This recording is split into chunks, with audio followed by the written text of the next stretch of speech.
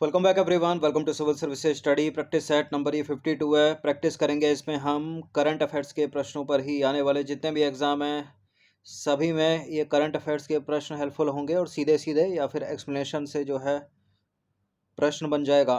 तो अच्छे से प्रैक्टिस करिएगा इनकी। कल के टेस्ट में हमने 1 से लेकर 30 तक प्रश्नों को कवर किया था। अब 31 से हम कवर करेंगे इसमें 50 तक। तो दो टेस्ट में मिलाकर इंपॉर्टेंट 50 प्रश्नों की प्रैक्टिस करेंगे। चलिए स्टार्ट करते हैं।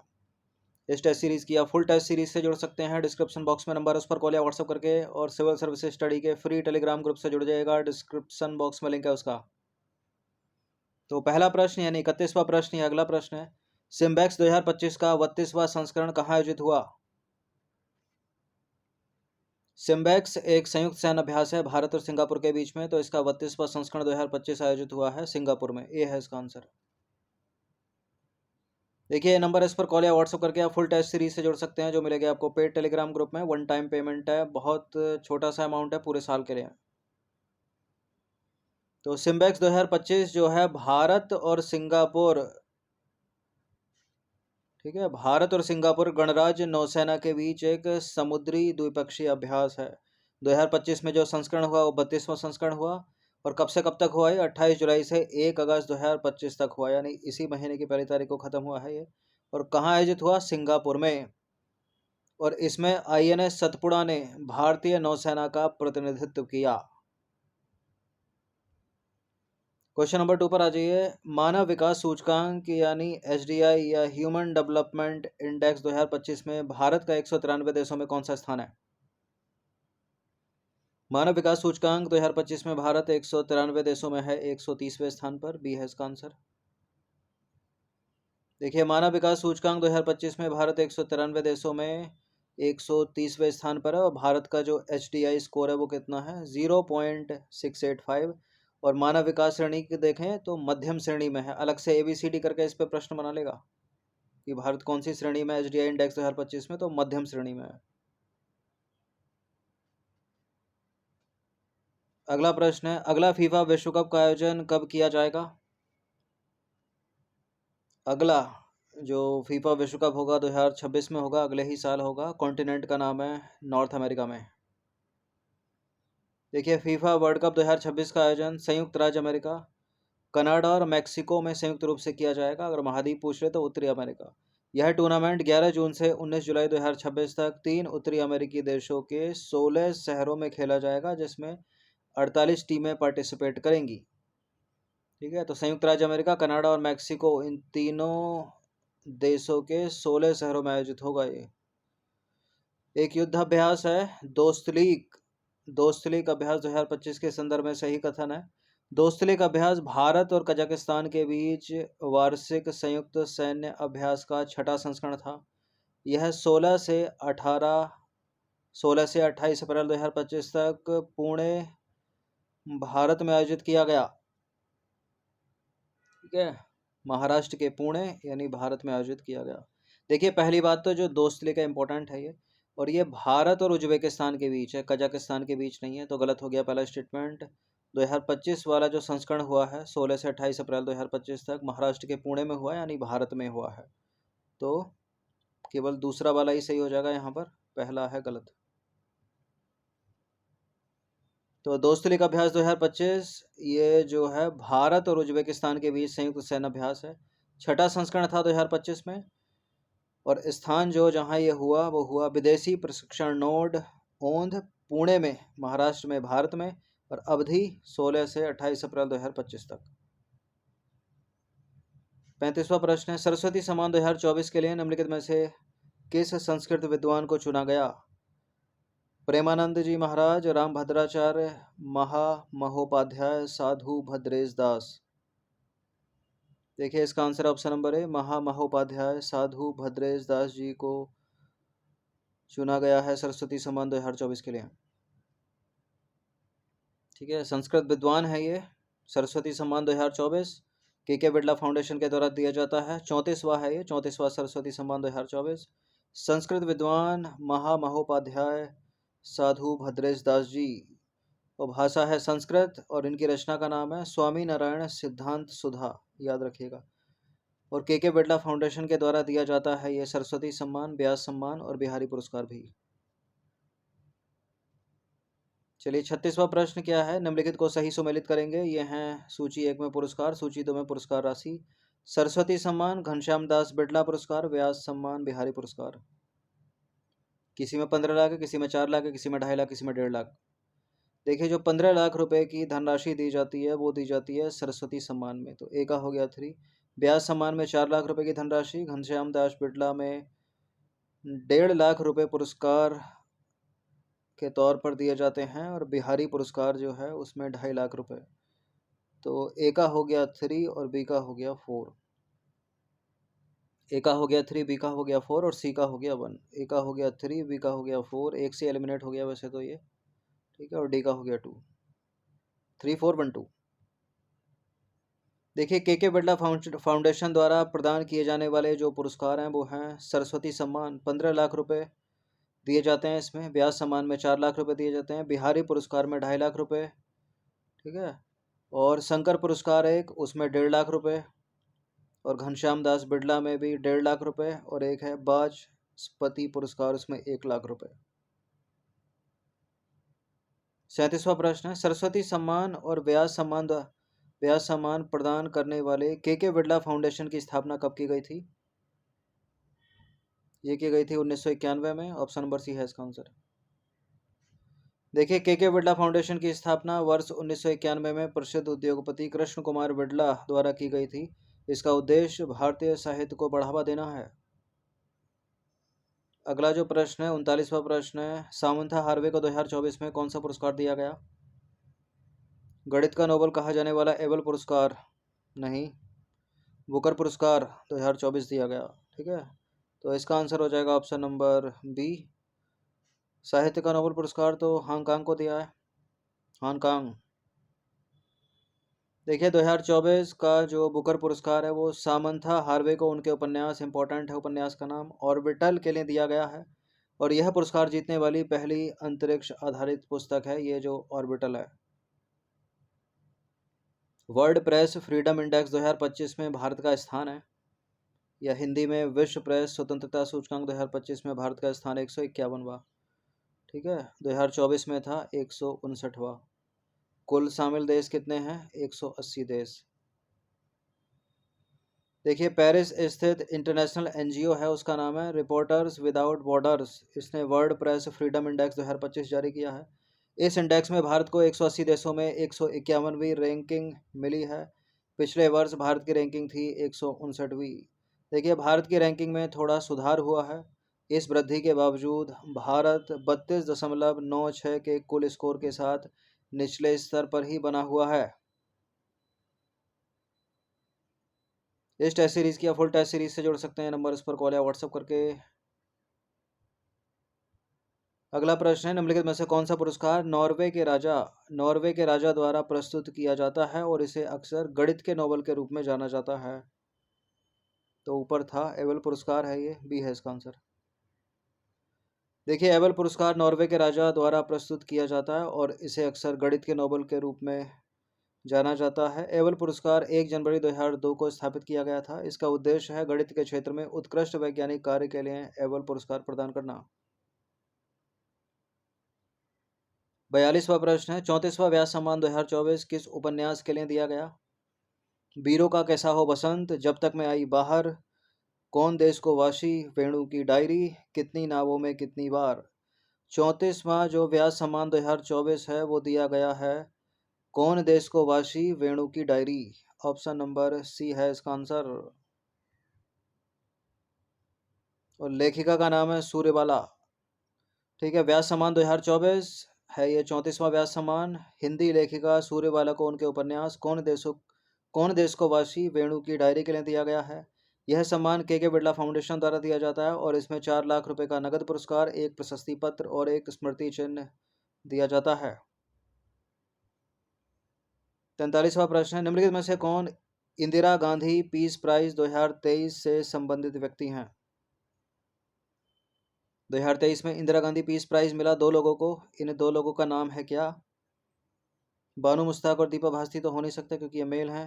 बानू मुश्ताक और दीपा भास्ती को मिला है अंतर्राष्ट्रीय बुकर पुरस्कार 2025। यहाँ जो उत्तर हो जाएगा वो हो जाएगा ऑप्शन नंबर बी, डेनियल बारेनबोइम और अली अबू अब्बाद। ठीक है, और विक्टर एम्ब्रोज और गैरी रुवकुन को चिकित्सा का नोबेल पुरस्कार 2024 मिला है। तो इन सबको हटाकर इसका आंसर हो जाएगा ऑप्शन नंबर बी। ठीक है, डेनियल बारेनबोइम और अली अबू अब्बाद को मिला है संयुक्त रूप से इंदिरा गांधी पीस प्राइज 2023 का। देखिए, वर्ष 2023 के लिए शांति, निरस्त्रीकरण और विकास के लिए इंदिरा गांधी पुरस्कार जो है संयुक्त रूप से डेनियल बारेनबोइम और अली अबू अब्बाद को इजराइल फिलिस्तीन संघर्ष के अहिंसक समाधान हेतु इजराइल तथा अरब देशों के युवाओं व लोगों को एक साथ लाने के उनके प्रयासों के लिए प्रदान किया गया था। और भारत की पूर्व प्रधानमंत्री इंदिरा गांधी के सम्मान में इंदिरा गांधी मेमोरियल ट्रस्ट के द्वारा 1986 में प्रत्येक वर्ष शांति, निरस्त्रीकरण और विकास के लिए इंदिरा गांधी पुरस्कार प्रदान किया जाता है। लेकिन एक अपवाद हो गया है, ये यहाँ अपवाद हो गया है कि पिछले 2 वर्षों से यह पुरस्कार किसी भी व्यक्ति और या संस्था को नहीं दिया गया है। 24 में भी नहीं दिया गया और 25 में भी अभी तक नहीं दिया गया है। तो 23 वाला ही याद रखना है अगर पूछ पाछ ले तो एग्जाम्स में किसी में। देखिए, इसमें एक प्रशस्ति पत्र और 25 लाख रुपए का मौद्रिक पुरस्कार दिया जाता है इंदिरा गांधी पीस प्राइज में, या इंदिरा गांधी शांति पुरस्कार कह लीजिए इसको हिंदी में। यह पुरस्कार 3 श्रेणियों में दिया जाता है, शांति में, निरस्त्रीकरण में और विकास में। और नोट यहाँ पर वही है, पिछले 2 वर्षों में यह पुरस्कार किसी भी व्यक्ति या संस्था को नहीं दिया गया है। अपने पास आंकड़े 2023 के हैं तो वही इम्पोर्टेंट है। जब बीपीएससी में पूछ लेते हैं इस तरह के प्रश्नों को। 44वां प्रश्न है, इंद्र 2025 नौसेना अभ्यास के बारे में सही कथन है। अध्यक्ष नहीं है, गलती से प्रिंटिंग मिस्टेक हो गई है, ये अभ्यास है, अभ्यास। ठीक है, इंद्र 2025 नौसैनिक अभ्यास के बारे में सही कथन है। यह बंगाल की खाड़ी में 2 चरणों में संपन्न हुआ। भारत और फ्रांस के बीच नौसेना का अभ्यास है ये, और बंदरगाह चरण इसका 31 मार्च से 2 अप्रैल तक हुआ। देखिए, जो इंद्र है ना, इंद्र वो भारत और रूस के बीच है, फ्रांस के बीच नहीं है। तो गलत हो गया दूसरा वाला स्टेटमेंट। और ये बंगाल की खाड़ी में हो तो हुआ है, 2 चरणों में हुआ है संपन्न। ठीक है, पहला चरण होता है इसका बंदरगाह चरण और दूसरा चरण होता है इसका समुद्री चरण। तो जो इसका समुद्री चरण है वो 31 मार्च से 2 अप्रैल तक हुआ। यहाँ बंदरगाह चरण लिखा है तो ये गलत हो गया। तो जहाँ जहाँ 2 है उसको हटा दीजिए, क्योंकि पहला वाला सही है तो डी भी हट जाएगा। एक ही सही होगा यहाँ पर, ए है इसका आंसर। देखिए, इंद्र 2025 नौसेना अभ्यास है ये, यह बंगाल की खाड़ी में 2 चरणों में संपन्न हुआ।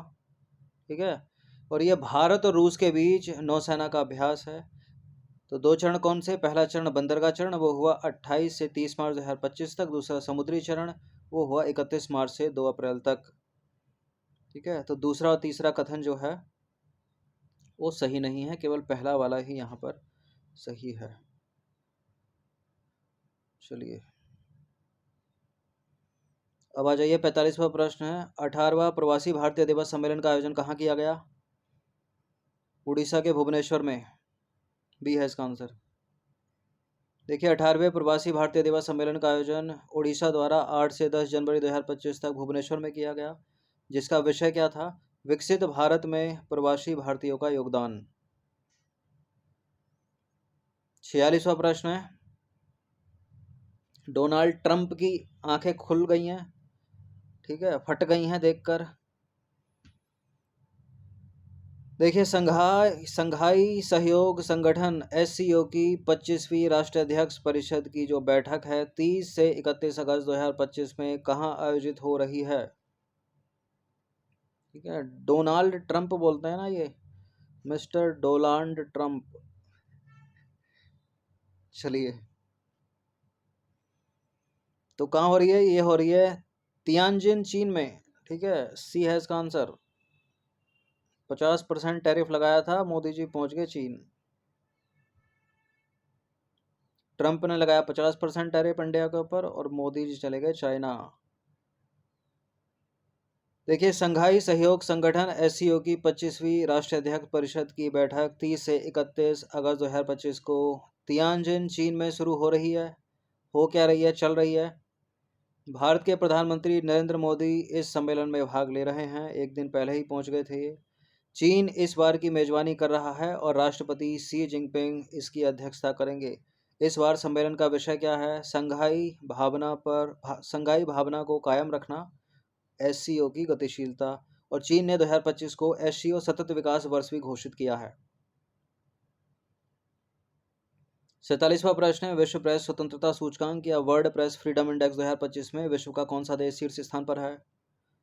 तो वर्ल्ड प्रेस फ्रीडम इंडेक्स 2025 में नॉर्वे जो है वो प्रथम स्थान पर है, ब्रिटेन 20वां स्थान है, और अमेरिका का इसमें 57वां स्थान है, और भारत का इसमें 151वां स्थान है। तो वर्ल्ड प्रेस फ्रीडम इंडेक्स में नॉर्वे है प्रथम स्थान पर, ब्रिटेन है इसमें 20वें स्थान पर, अमेरिका 57वां स्थान, भारत का 151वां स्थान। और इस इंडेक्स में दुनिया भर के 180 देशों को शामिल किया गया है। 180 देशों में भारत 151वां, प्रथम नॉर्वे।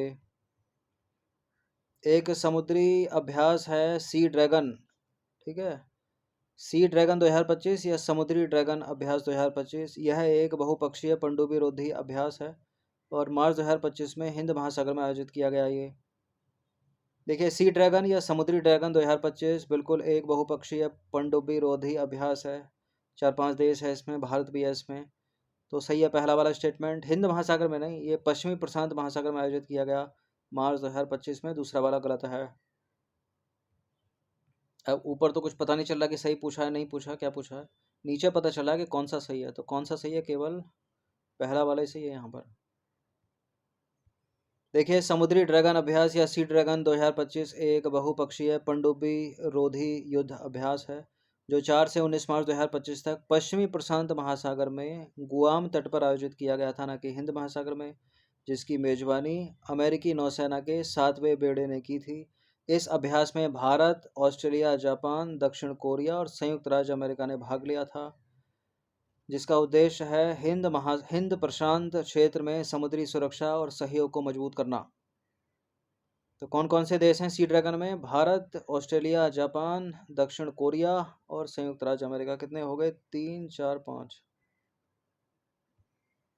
चलिए, 49वां प्रश्न है, वरुण नौसैनिक अभ्यास है एक। ये भी पूछ लेते हैं कि वरुण है कैसा, थल सेना का अभ्यास, नौसेना का अभ्यास या फिर वायुसेना का अभ्यास है। तो वरुण एक नौसैनिक अभ्यास है। वरुण नौसैनिक अभ्यास 2025 के संदर्भ में सही कथन है। यह भारत और फ्रांस के बीच आयोजित होता है। इसका आयोजन मार्च 2025 में अरब सागर में किया गया। वरुण भारत और फ्रांस के बीच है, ठीक है, मार्च 2025 में अरब सागर में किया गया। दोनों के दोनों करेक्ट हैं इस बार, ये सी है इसका आंसर। देखिए, वरुण नौसैनिक अभ्यास है, ठीक है, भारत और फ्रांस के बीच में। संस्करण था 2025 में 23वां संस्करण, और आयोजित हुआ ये अरब सागर में। कब से कब तक? 19 से 22 मार्च 2025 तक। उद्देश्य क्या? भारत और फ्रांस की नौसेनाओं के बीच अंतर संचालन और समन्वय को बढ़ाना। अंतिम प्रश्न है, एक्वेरिन बड़ा इंपॉर्टेंट है, एग्जाम्स में पूछा जाता है। एक्वेरिन अभ्यास 2025 के संबंध में कौन सा कथन सही है? सीधे सीधे पूछ लेते हैं कि एक्वेरिन जो अभ्यास है वो भारत किस देश के साथ करता है या किन दो देशों के बीच है? तो भारत और मालदीव के बीच है। ये बांग्लादेश लिखा है यहाँ पर, गलत हो गया पहला स्टेटमेंट। एक्वेरिन भारत और मालदीव के बीच आयोजित एक वार्षिक संयुक्त अभ्यास है, संयुक्त सैन्य अभ्यास है। यहाँ बांग्लादेश लिखा है तो गलत हो जाएगा। और इसका 13वां संस्करण फरवरी 2025 में ढाका में नहीं किया गया, मालदीव में ही किया गया। गलत हैं दोनों के दोनों, डी है इसका आंसर।